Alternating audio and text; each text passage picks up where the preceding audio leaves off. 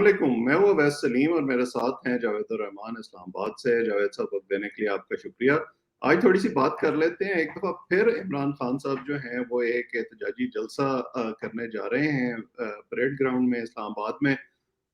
इस जलसे में क्या फ़र्क होगा पहले जलसों से और जो लॉन्ग मार्च उन्होंने किया है उससे? क्या वो एक दफ़ा फिर अपनी एहतजाजी मुहिम में जान डाल सकते हैं या नहीं? और कौन से मुहर्रिकात हैं जो उनको कामयाब बना सकते हैं, इस पर बात करेंगे। उसके अलावा जो एक मामला चल रहा है पीटीआई के इस्तीफों का असेंबली से, वो अभी तक लटका हुआ है। चेयरमैन नैब की तैनाती में ताख़ीर है। इन तमाम चीज़ों पर थोड़ी-थोड़ी बात करेंगे। तो जावेद साहब, मेरा ख़्याल है क्योंकि एहतजाज आज होने वाला है तो वहीं से शुरू करते हैं। पिछले दिनों हमने देखा कि ऐसे लगता था कि इमरान खान साहब के एहतजाज में से जान बड़ी हद तक निकल चुकी है। स्ट्रीट प्रोटेस्ट जो है उससे वो इंटरव्यूज़ और सेमिनार्स पे चले गए थे। वो अकेले कैमरे के सामने बैठकर अपने हामियों से खिताब करते रहते थे। लेकिन अब एकदम उन्होंने चंद दिन पहले अनाउंस किया कि वो एक एहतजाजी जलसा फिर करेंगे और बड़ी तैयारियां हैं। मैं देख रहा हूँ तकरीबन हर शहर में बैनर लग रहे हैं, लोग बाहर निकल रहे हैं। आपको लगता है कि ये जो पिछले कुछ अरसे में महंगाई का तूफान आया है, पेट्रोल की और बिजली की कीमतें बढ़ी हैं, इससे खान साहब को लगा है कि वो एक पब्लिक सेंटिमेंट को दोबारा अपने हक में यूज कर सकते हैं?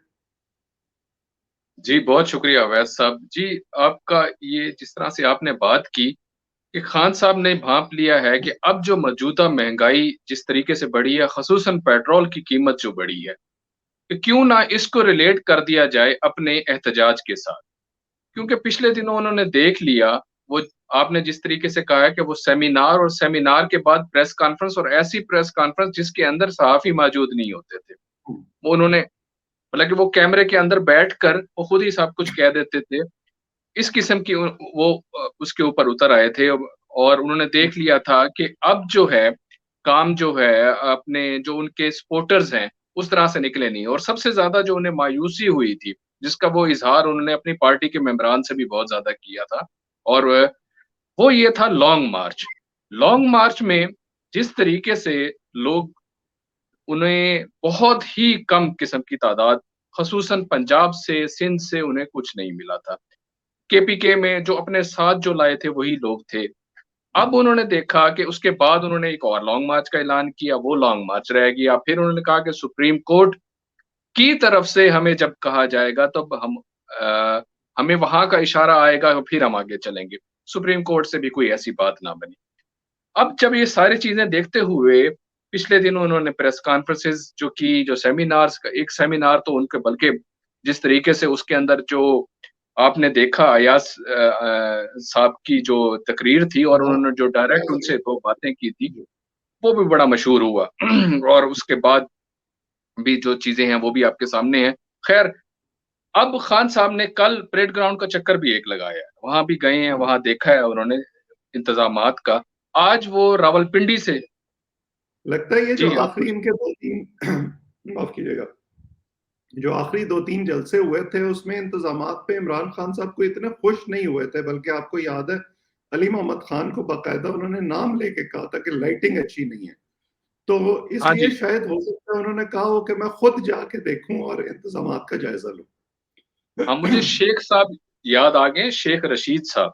शेख रशीद साहब की जो इलेक्शन कैंपेन है, वो बड़ी मज़ेदार किस्म की होती है। उसके अंदर वो बाकायदा जब उन्होंने इलेक्शंस के लिए निकलना होता है, तो वो चाबियाँ जो हैं, वो जाके ड्राइवर्स को अपने-अपने हाथों से देते हैं।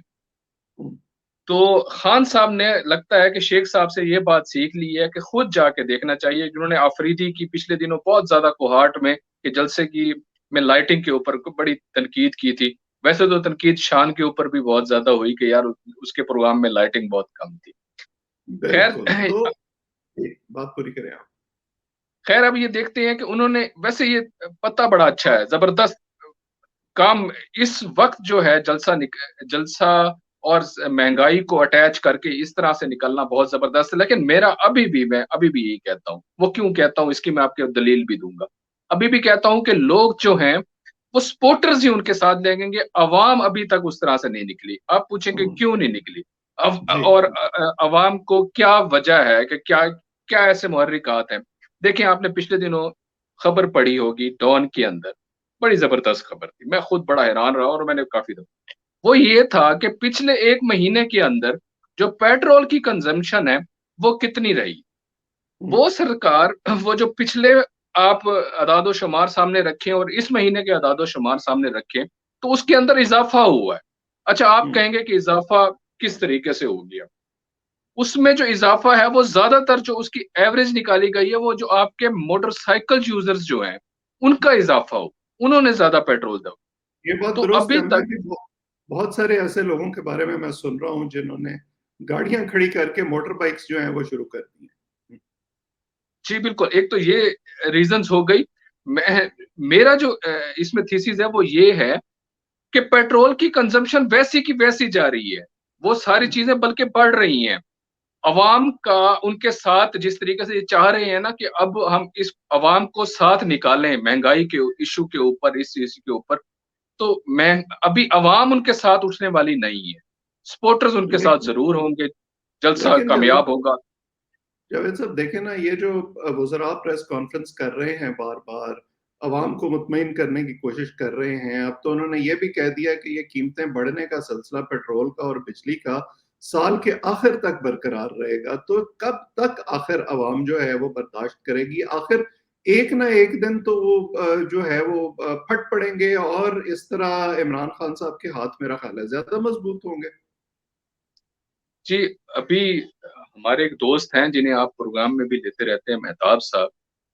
हम्म, हम एक दफा उनके साथ बैठे बातें कर रहे थे कि ये क्या है सिलसिला, ये अवाम क्यों नहीं निकलते, तो ये किस तरीके से। उन्होंने कहा कि जनाब ये जो मिफ्ता इस्माइल साहब और दूसरे जो इकोनॉमिक जो गुरुज हैं वो सामने बैठ के उन्होंने कहा कि सबसे पहले जो इस तरह करते हैं इनको 10 रुपए या 15 रुपए का पेट्रोल बढ़ाते हैं, एक एक दम इस तरह से झटका नहीं देते। उन्होंने देखा पहले 10 रुपए बढ़ाए, फिर 15 रुपए, फिर 20 रुपए। कोई उन्होंने पूछा कोई रिस्पॉन्स आया है, कुछ ऐसी कोई पेट्रोल पंप जले हों, कुछ ऐसा कोई ऐसी अनरेस्ट हुआ हो, कोई अनार्की की सिचुएशन। वो कहते हैं जनाब कोई ऐसी सिचुएशन नहीं है, रश वैसे कायम है, लेकिन जब आप टीवी स्क्रीन पे आते हैं तो उस वक्त जो है ना लोगों को फौरी तौर पे दौड़े लगती हैं कि 12 बजने से पहले जाके कुछ ना कुछ पेट्रोल डलवा लिया जाए। तो इससे ज्यादा कोई ऐसे कोई एहतजाज की सूरत है। बिल्कुल सही। तो एक और मामला जिसका मैंने शुरू में तस्करा किया, एक तरफ पीटीआई जो है वो असेंबली से बाहर है। आपने बजट इजलास के हवाले से भी बताया था कि वो असेंबली से बाहर रद्द अमल दे रहे हैं। दूसरी तरफ उनका जो इस्तीफों का मामला है वो अभी तक लटका हुआ है। एक पांव जो है वो असेंबली के अंदर है, दूसरा असेंबली के बाहर है। मराहत भी ले रहे हैं, तनख्वाहें भी ले रहे हैं और एहतजाज भी कर रहे हैं। ये क्या कॉन्ट्रडिक्शन आपको लगती है?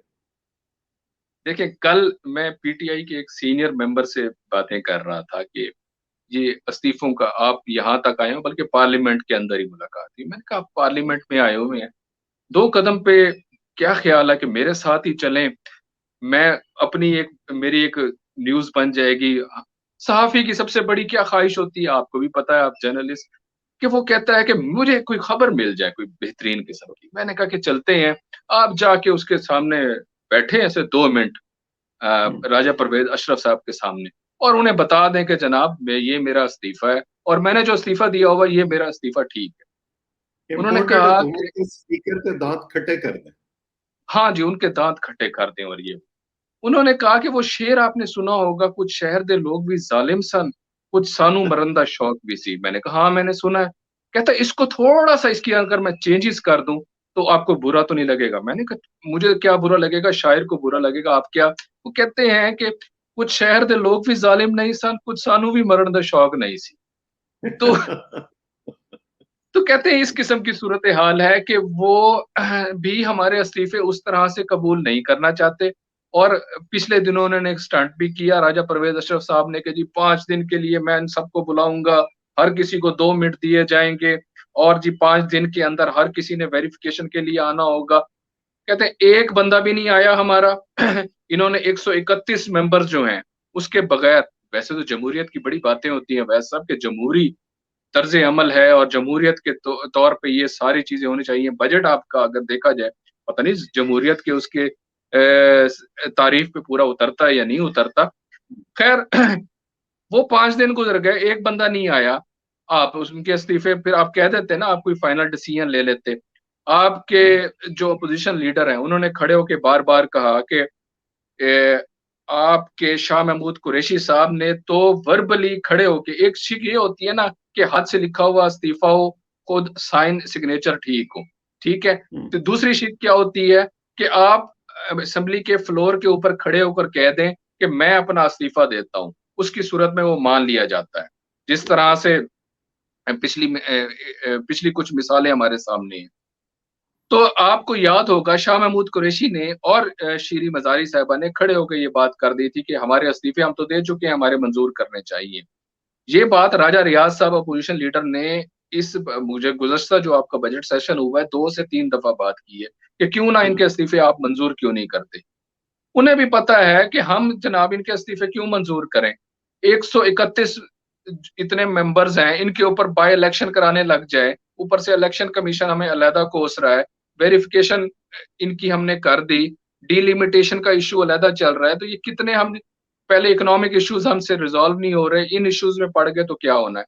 तो वो बात उनकी, वो जिस तरह से उन्होंने शेर को बिगाड़ा, तो उनकी बात कुछ समझ आती है। है और तो 2014 का तजर्बा है ना कि उन्होंने इस पे ड्रैग किए और उनको पता था कि इसमें से अक्सरियत इस्तीफे नहीं देना चाहती और उन्होंने नहीं दिए। वो आप भी वही स्ट्रैटेजी इस्तेमाल कर रहे हैं। ये जो है इनके अपने अंदर एक हाउस डिवाइडेड है, एक तरफ इस्तीफे दे रहे हैं और नहीं भी दे रहे, और जहां दे रहे हैं वहां पे फिर बाय इलेक्शन भी लड़ना चाहते हैं, असेंबली से बाहर रहना भी नहीं चाहते। सो मुझे लगता है कि पीटीआई के अंदर अपना भी कुछ ना कुछ जो है क्लियर नहीं है कि ये क्या स्ट्रेटजी जो है वो इख्तियार करना चाहते हैं। बहरहाल इन चीजों पर आइंदा भी और गुफ्तगू उसके करते हैं। ऊपर एक एक बात मैं आपकी, जी सॉरी जी। मैं आपको दोबारा हूँ, एक बात अभी भी अपोजिशन लीडर अभी भी अपने दावे के ऊपर कायम है कि 30 बंदे इनके वापस आ रहे हैं असेंबली के अंदर। बिल्कुल, चले देखते हैं। और अब ये एहतजाज जो है ये कितना बड़ा होता है, कितने लोग निकलते हैं, इस पर कल हम दोबारा बात करेंगे। जो लोग हमें देख रहे हैं वो इस चैनल को सब्सक्राइब करें ताकि ये गुफ्तगू आइंदा भी आप तक पहुंचती रहे। आज इतना ही, आप सबका बहुत बहुत शुक्रिया।